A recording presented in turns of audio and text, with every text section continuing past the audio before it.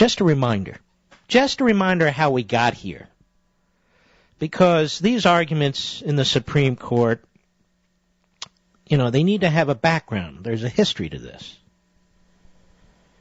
In 2009, with Obama as president and a supermajority Democratic Congress, this utopian counter-revolution reached a new pinnacle. There were no longer legislative obstacles and few remaining constitutional impediments to stop or even slow its advance.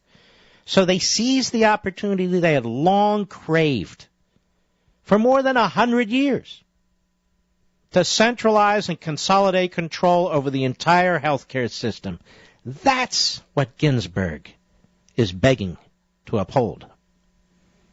Late on March 22, 2010, despite much arm-twisting, deal-making, and secret negotiating, the Democratic-controlled House barely passed the nearly 3,000-page-long Patient Protection and Affordable Care Act, or Obamacare, by a margin of 219 to 212, with not a single Republican vote. As with the initial adoption of Social Security and Medicare, there was no great clamor for Obamacare when it was adopted. Indeed, the public opposed it. A few days before its passage, Gallup found that more Americans believe the new legislation will make things worse rather than better for the U.S. as a whole, as well as for them personally. Most in Congress who voted for the bill hadn't read it, not only because of its length and complexity, but because the final version had not been made available to them or the public until shortly before it was voted on the House. As intended, its concealment prevented critical scrutiny of its particulars. Those famous words from Nancy Pelosi to the Legislative Conference for the National Association of Counties. We have to pass the bill so you can find out what's in it.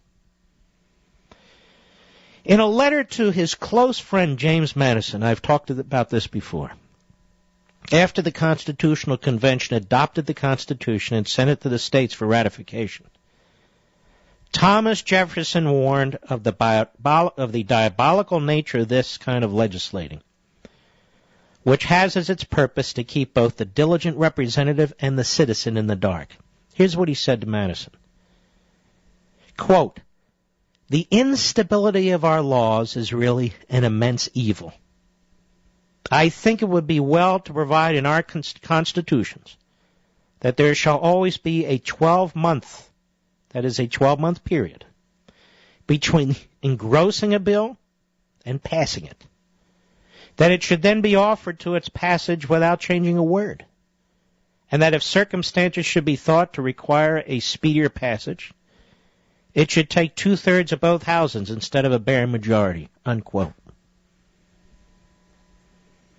But the particulars of Obamacare were less important to the utopian lawmakers and the president than the universality of the law. Its size and reach and all its iterations were known to be enormous.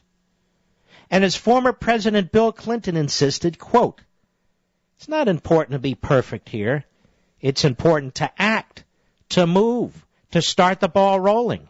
There will be amendments to this effort," he said, "whatever they pass, next year and the year after that and the year after that. And there should be. It's a big, complicated, organic thing. But the worst thing to do is nothing," unquote.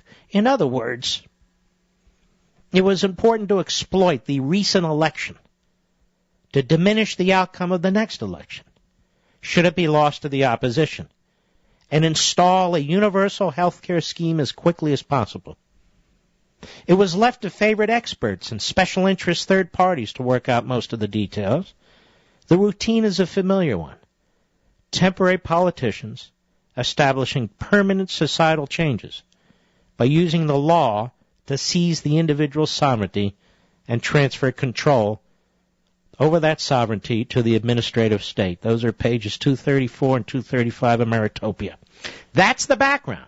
Now you understand why Ginsburg is saying, okay, this can't be a wrecking operation. It needs to be a salvage job. We have to salvage what that now defunct Congress that you voted out of office, ladies and gentlemen, we have to salvage what that prior Congress did.